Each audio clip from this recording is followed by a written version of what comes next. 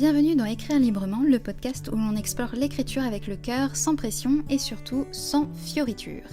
Aujourd'hui, on va parler des scènes fortes émotionnellement. Tu sais, ces scènes où un personnage craque, avoue, explose ou s'effondre. Ces scènes peuvent faire vibrer ou tomber à plat. Dans cet épisode, je vais t'aider à écrire ces moments-là avec justesse sans tomber dans le mélo ni les clichés. On parlera d'amour bien sûr, mais aussi de colère, de peur, de tristesse, de joie, de dégoût. En soi, toutes les émotions primaires. Hashtag vice versa, si vous avez la référence. Parce que l'émotion, ce n'est pas juste un tremblement de lèvres, c'est un langage profond et tu peux l'écrire sans en faire trop. Quand on prépare une scène forte, on a souvent envie que ce soit le grand moment, celui qui marque. Et c'est là qu'on tombe dans certains clichés. Les larmes qui coulent à chaque page, les cris exagérés ou soudains, les déclarations trop longues et les personnages qui tombent à genoux tous les 3 chapitres. Ce n'est pas forcément faux, mais si c'est trop écrit, le lecteur sent la ficelle. Il ne ressent pas, il regarde une performance, l'émotion ne vient pas de ce que tu dis, elle vient de ce que tu fais vivre. Une émotion crédible, c'est une émotion incarnée. Elle se manifeste dans le corps, dans les gestes, dans le silence parfois. Quelques repères. Une émotion n'a pas besoin d'être nommée pour être ressentie. Les réactions peuvent être contradictoires. Quelqu'un peut sourire et être bouleversé. Une émotion vraie, c'est souvent ce qui échappe au personnage.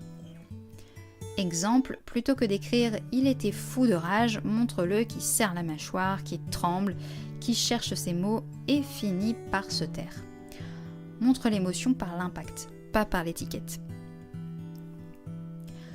On a tendance à concentrer les scènes fortes sur les histoires d'amour, mais les émotions intenses, c'est aussi la colère contre soi, contre l'injustice, la peur de perdre, d'échouer, d'aimer, la joie libératrice, inattendue, fragile, la tristesse muette, silencieuse ou explosive, le dégoût face à soi, à l'autre, au passé.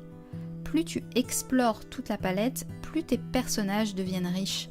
Et plus tu laisses de place à l'ambiguïté, plus l'émotion sonne juste. Un personnage peut pleurer et en rire à la seconde d'après.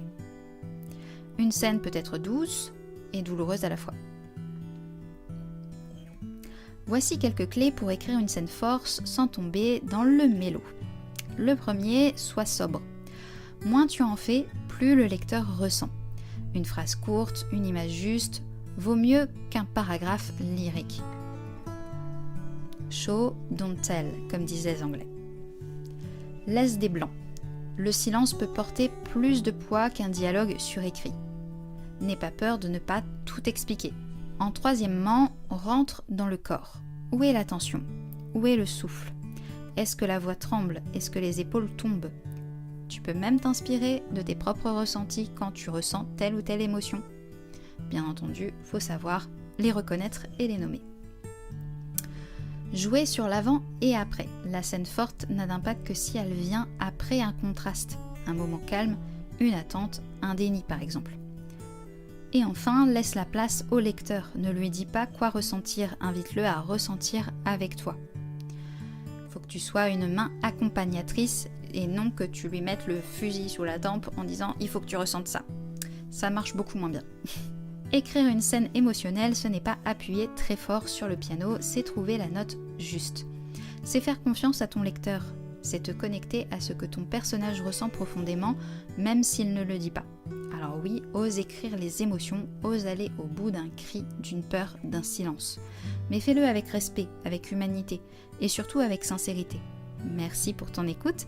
Pour retrouver tous les épisodes ou découvrir mon univers littéraire, rendez-vous sur écrirelibrement.com.